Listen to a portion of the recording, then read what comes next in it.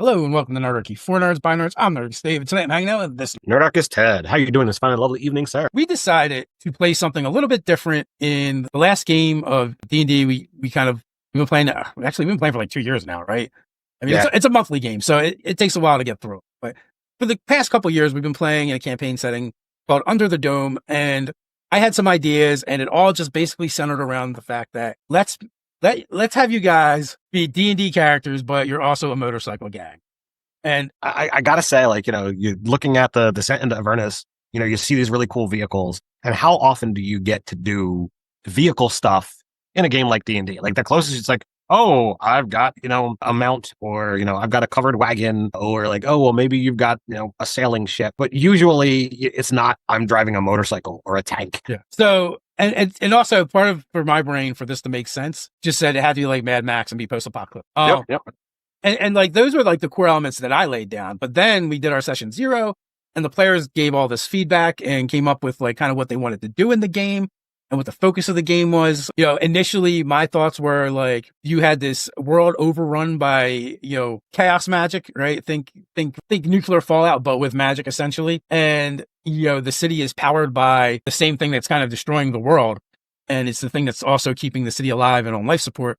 So, as chaos magic comes and rips through the world, things that has changed can then be harvested, brought back, and then kind of refined into a substance that we call grind. And the grind powers basically like a magic industrial complex, right? Like they use it to power their rides, things of the cities, there's factories. So it set up this unique thing where like the built-in was like, oh, well, what does your D&D party do in this world? Well, they go out and scavenge the wastes. But then, like, the group was kind of like, well, if we're going to have motorcycles, shouldn't there be, like, drag race or something?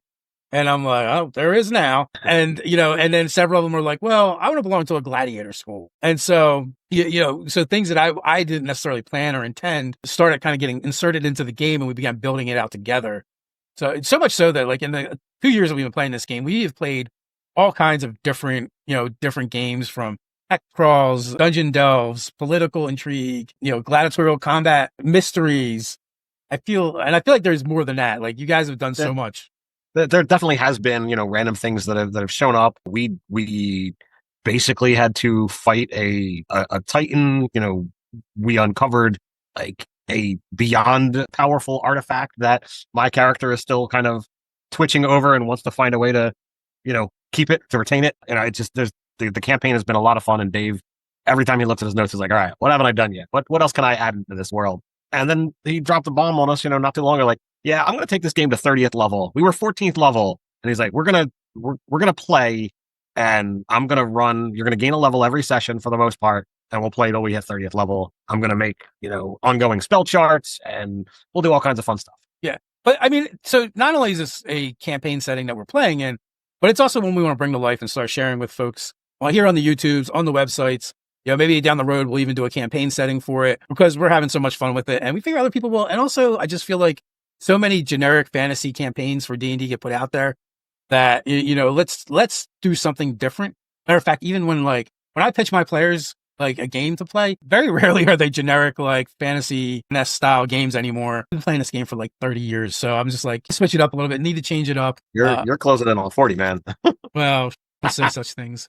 But also, I was gonna say, like, I am inspired by, the unfantasy, and I've got, things that I want to, put my spin on your ideas. And, I got to figure out how exactly, and like, do I run everything through you first because this is, your child? There's lots of thoughts that I have. I want to explore with it. So I've run 5 one-shots now, basically just based off of the motorcycle racing aspect, and I've come up with like skill challenges around that, which has been a lot of fun. And, also because it does kind of cleave pretty close to traditional D&D in a lot of ways, like any kind of D&D story you wanted to tell. I feel like Under the Dome, we've been able to play it, tell those stories in there. But also, we've also been able to get a little weird and tell some other different kinds of stories that, might not necessarily happen at your D&D table. And one of the other things we may eventually do is to, the system that we're working on a system right now. I'm just affectionately referring to it as the D666 system, because it is based off of 3D6 basically. And it is the core engine that we run our Zoo Mafia game off of. And, I'm really enjoying, the ability to take take that system and expand it out to other genres and other games. And, and definitely, while we're very much with that system inspired by Powered by the Apocalypse, we also we've strayed pretty far from that as well, I feel. Yeah. So hopefully in the near future, we'll be able to get some Under the Dome games up on the channel as well, which has not happened yet, but I suspect at some point, if Ted's itching to run, I think this group would be a fun group to run Under the Dome for. Yeah, I'd have no problems, possibly, going to one of the other domes to, kind of experiment the world and see, what else is out there, so that use everything that you've created. This way, there's, more room for surprises. I've got some ideas, for making this our own. I definitely want to kind of revise or, make whole cloth vehicles, but I don't want to just be like, okay, well, let's tweak a speed and call that done. Like I've got, okay, well, what about, a less than tank, let's have one vehicle for the adventuring party. You've got a car or car-like thing, that leaves things that, okay, well, one person is driving, 3 other people are doing something else. Wait a second, where have we seen that before? Oh, Zoo Mafia, we do it all the time. So there's experiences that we can take where we've already got this thing going on. But I want to go even one step further. Like, we're talking about magic, we're talking about technology. Like, why do we have to, leave it to a wheeled vehicle? Can I have a construct, mount? You had an Iron Defender that was a kangaroo that you rode in. I don't know whether that would make it in there, but what if you had a mechanical horse or a mechanical, tiger, throwing animals out there, something that, while it might not be as fast as a bike, having 4 limbs, maybe it's not, restricted by, difficult terrain. Maybe it's got a climb speed because it can just sink its claws into things. So my brain has been, kind of workshopping, all of these things to make some different ideas. I haven't pen to paper, as they say. Also, in Crystallia, where I run out of, they were inspired by wagons, right? Mm-hmm. But, after the chaos storms have ravaged the world, perhaps, beasts of burden and mounts, weren't as plentiful. There wasn't enough space for them. They required more resources, food and water, which people needed. So, with those creatures either dying out or just not being available, they could have went another direction and just tried to recreate what they already knew. Right.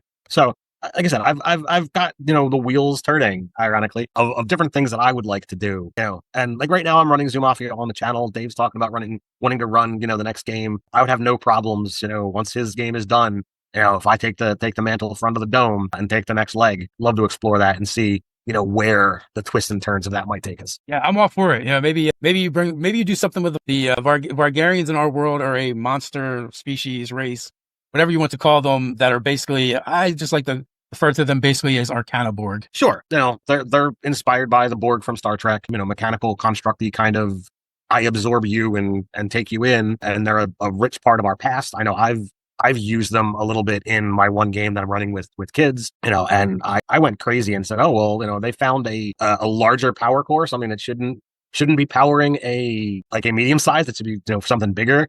And I told the one player who's, playing a construct, is like, well, you could have somebody who knows something about, technology, take you apart, take out the power core and put a new one in and see what happens. But it would require attunement, and there's a chance that you would die in the process if they don't do things in the correct order. Now, they have a cleric, they have gems, they would be able to revivify right away. But, told the player, there's some loosey-goosey stuff here, but it's up to you as to whether you want to do this. So I love our Vargarian stuff, and I would gladly incorporate, more of that into an Under the Dome game. Perfect. So we'll pin that right there. So until next time, stay nerdy. Stay